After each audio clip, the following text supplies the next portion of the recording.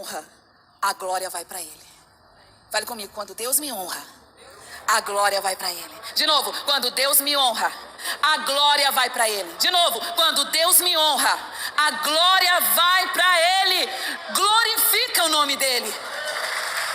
Ele é o seu e o meu dono. Eu era uma pessoa tão tímida, vergonhosa, com tanta baixa estima. Eu nasci debaixo de um não, fui abandonada, pai também nem conheci, minha mãe e eu fomos abandonadas, e muita gente aqui conhece a minha história, mas chegou um momento que esse poder de Deus, ele foi cicatrizando e tirando todo o nível que é amargura, tristeza, ficar pensando no passado, ficar falando, eu não tenho porque eu não tenho patrocinador. Deus é o seu patrocinador. Quando você começa a enxergar a honra de Deus, mesmo em cima de uma desonra, eu quero te dizer que Deus é tão poderoso que Ele coloca a honra em cima de uma desonra. E Ele faz daquele que foi envergonhado, no lugar da vergonha, Ele coloca a dupla honra. E o Senhor faz isso para a glória dEle. Por isso que não adianta a gente ficar brigando, ficar argumentando, ficar contando uma história triste. Deus é aquele que te põe no prumo. Aleluia. Aqui no versículo 6 de Provérbios 1, decodificar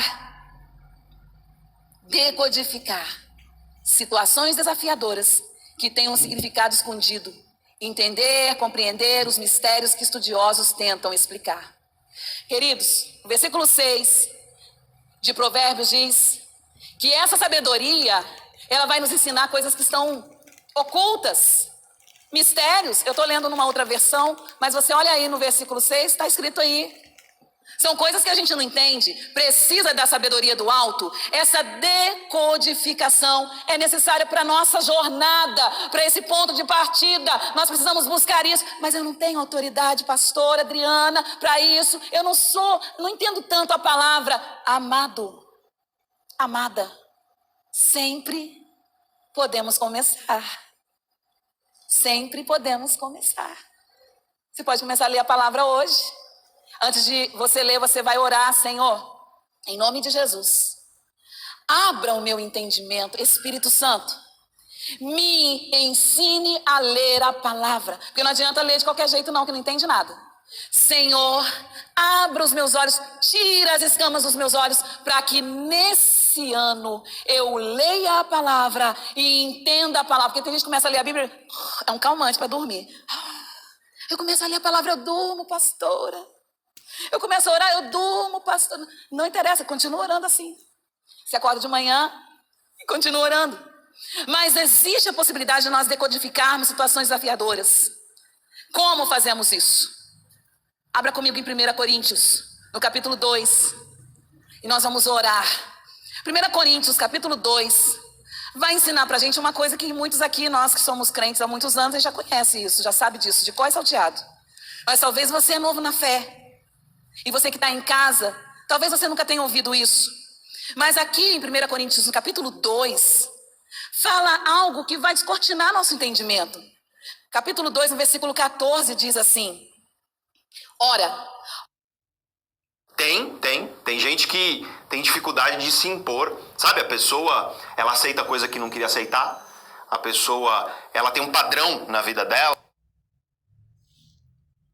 O homem normal, natural, não compreende as coisas do Espírito de Deus. Por quê?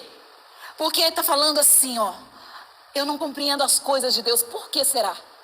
Está falando a explicação, porque as coisas de Deus lhe parecem loucura. Está escrito ali, ora, o homem natural não compreende as coisas do Espírito de Deus, porque lhe parecem loucura e não pode entendê-las, porque elas se discernem espiritualmente. Tudo bem, aqui tem muita gente que é teólogo. Quando a gente foi para o seminário, fez teologia, nós aprendemos grego, hebraico, ler a Bíblia de trás para frente, fazer exegese. A gente aprendeu tudo isso. É bom, maravilhoso, é tremendo. Mas aquilo que faz a diferença não é saber grego, hebraico, não é transliteração, não é exegese que a gente ensina. O que faz a diferença é quando você deixa o Espírito Santo falar dentro de você, e quando ele fala, ele vai te revelando aquilo que você, eu e todo mundo não consegue entender com esse intelecto, porque as coisas de Deus se discernem espiritualmente. Você está entendendo, igreja? Amém, igreja? Porque quando você discerne as coisas espiritualmente, tem uma exigência aqui nesse 6º versículo. A exigência é ter a mente de Cristo em nós. Como é que é isso? Você que está em casa perguntando, como é que é ter a mente de Cristo? A palavra do Senhor diz que nós podemos ter a mente de Cristo. Você acredita mesmo nisso? Quantos aqui acreditam mesmo nisso? Aqui em 1 Coríntios 2, no versículo 16, quem conheceu a mente do Senhor que possa instruí-lo? Mas nós temos a mente de Cristo. E quando você busca ter a mente de Cristo, você consegue enxergar as coisas como Jesus vê, porque a palavra do Senhor diz que você fará coisas iguais ou maiores do que Jesus fez. Se você acredita nisso, e se você entrou nessa dimensão da nova criatura com Deus, e se você recebe ser co-herdeiro com Cristo em todas as promessas, você consegue decodificar aquilo que é a vontade de Deus. E o 7º versículo, que termina nesse Provérbios capítulo 1, é a chave de tudo. Por quê? Porque para a gente conseguir todas essas coisas, nós precisamos de temor do Senhor. Para receber tudo isso, primeiro será necessário temer a Deus, o Senhor. Os tolos, fale comigo, tolos. Os descabeçados. Gente sem inteligência emocional. Pessoas que não sabem o que querem, não sabem onde quer chegar, são tolos. Olha o que diz: os tolos desprezam a sabedoria e não querem entender. Qual é a exigência desse 7º versículo? Temor ao Senhor. E o temor do Senhor não é medo, não é fobia, não é falar assim, não vou pecar não, porque Deus pode acabar comigo. Isso não existe. Deus é amor. A palavra do Senhor diz que Ele é amor, e o amor de Deus lança todo medo, lança fora todo medo. Então esse temor não é medo, mas esse temor é muito tipificado com aquilo que aconteceu em Gênesis capítulo 22, quando Deus pediu a Abraão seu filho. E quando Deus pediu a Abraão seu filho, Abraão sentiu uma dor, uma vontade de sumir, uma vontade de evaporar.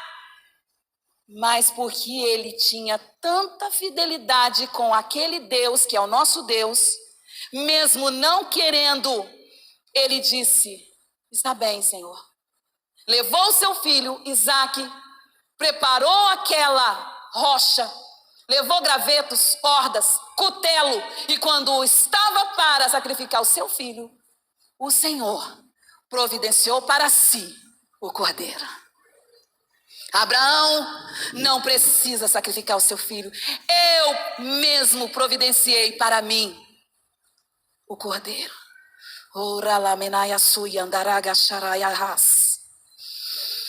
O meu medo e o seu medo, ele precisa ser erradicado na presença do Todo-Poderoso. Porque se eu entrego o meu coração pela metade para esse Deus, eu não temo o Senhor. Eu preciso entregar totalmente o meu coração a esse Deus. O temor do Senhor é fidelidade. O temor do Senhor é prazer em obedecer. O temor do Senhor é entregar-se totalmente. O temor do Senhor é entender que eu não posso dizer não para o Todo-Poderoso.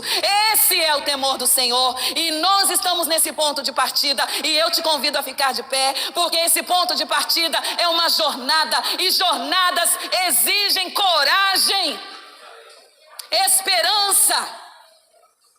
Jornadas exigem proatividade, sangue no olho, atitude, oração, chamar à existência aquilo que o Senhor nos mandou fazer. Entrar numa nova jornada não é fácil, tudo de novo. Só mudou o 22, mas vai ter janeiro, vai ter fevereiro. vai ter março, agosto, vai ter novembro, dezembro, e graças a Deus que vai ter. Jornadas são coisas que vão ter repetição, mas o que fará a diferença é o meu ânimo, e a palavra ânimo vem de alma, e a alma vem do sopro de Deus. Quando o Senhor, Ele colocou o Espírito dele dentro de Adão, Ele soprou para o Espírito, mas soprou para ter alma vivente. Como está a sua alma vivente, o seu fôlego de vida, a sua vontade de vencer, a sua vontade de ouvir a voz de Deus, a sua vontade de ter sonhos espirituais, a sua vontade de orar para enfermos, a sua vontade para fazer aquilo acontecer? De quarta-feira para quinta, eu estava na minha casa dormindo 2 horas da madrugada. Acordei e fui para a sala. Não sabia de nada, inocente. Na hora que eu sentei no meu sofá para orar, 2 horas da madrugada, o telefone toca. Era o meu vizinho. Adriana, vem aqui na minha casa, minha mãe está morrendo. Os meus vizinhos me conhecem quando eu era enfermeira. Uma vez enfermeira, sempre enfermeira. Adriana, vem aqui. Chegando lá, ela estava em cima da cama, toda suada. Não conseguia falar, não conseguia respirar. Praticamente morta. Marido, filho, esperando, olhando. E eu entrei. Primeira coisa, falei, liga pro SAMU. Agora eu tô com essa mania. Liga pro SAMU. Ligou, vai esperando aí, que eu vou vendo o que ela vai fazer. O que eu podia fazer? Eu sou enfermeira, técnica em enfermagem. Mas o que eu poderia fazer? Não tinha nenhum remédio ali. Até mesmo, nós temos médicos aqui. Tem uma médica querida que está aqui, que eu amo de coração. Mas, até mesmo se essa médica estivesse lá, não ia conseguir fazer nada. Então eu coloquei a minha mão sobre a cabeça dela e falei, morte, em nome de Jesus, saia dela agora. É a única coisa que Deus mandou fazer.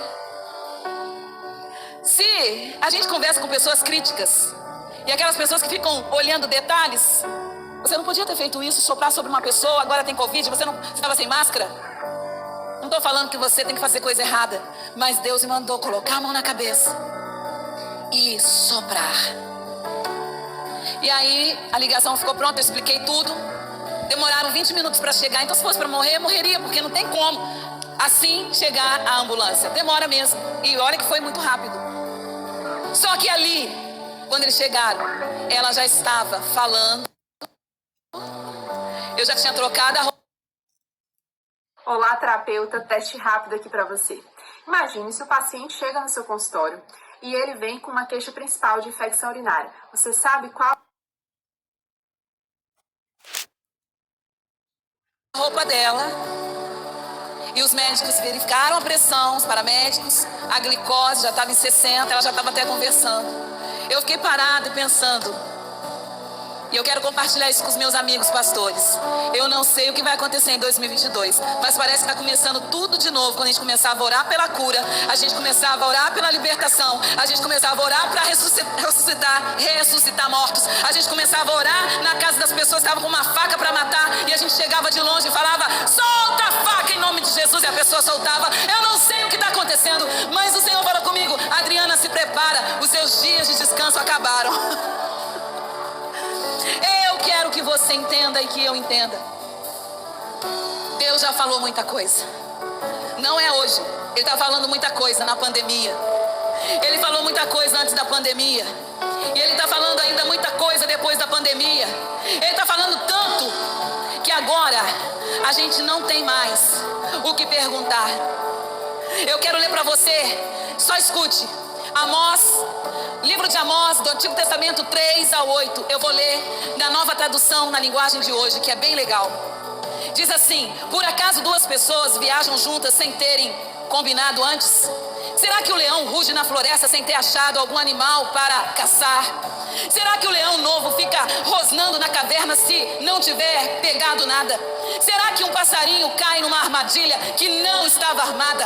Será que uma armadilha se desarma sem ter pegado um animal?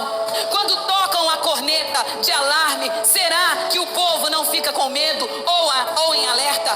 Por acaso sobre uma cidade sem que o Senhor Deus a tenha feito acontecer? Por acaso o Senhor Deus faz alguma coisa sem revelar aos seus servos, os profetas? Quando ruge o leão, quem não fica com medo? Quando o Senhor Deus fala, quem não anuncia a sua mensagem? Com esse texto eu te pergunto, o que mais precisa acontecer para nós vivermos a vontade de Deus? Coloque a mão no seu coração. Oh, Espírito Santo, aciona, Espírito Santo, aciona, aciona, aciona, sabedoria, inteligência, conhecimento.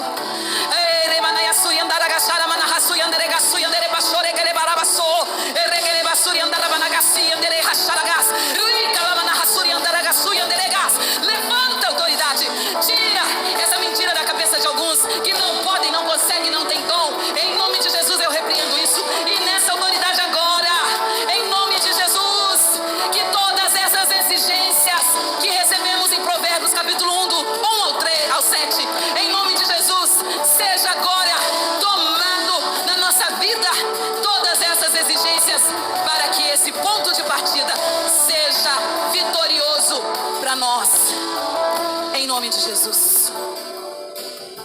Alguém aqui que sentiu um fogo no coração? Eu senti. Esse fogo se chama renovo. Deus vai usar você, porque na matemática de Deus, você com Ele é a maioria. Porque na carta de Deus, você tem uma vida que é um testemunho. Alguma coisa Deus fez na sua vida que vai impactar pessoas. E é você que Deus vai usar. Muitas vezes você espera que Deus use um homem, uma mulher, um profeta, mas Deus vai usar você. E todos aqueles que estão aqui, eu quero que você faça uma oração, dando o ponto de partida para a sua vida em 2022. Shalom, obrigado por nos acompanhar até aqui. Que Deus possa abençoar você com essa palavra.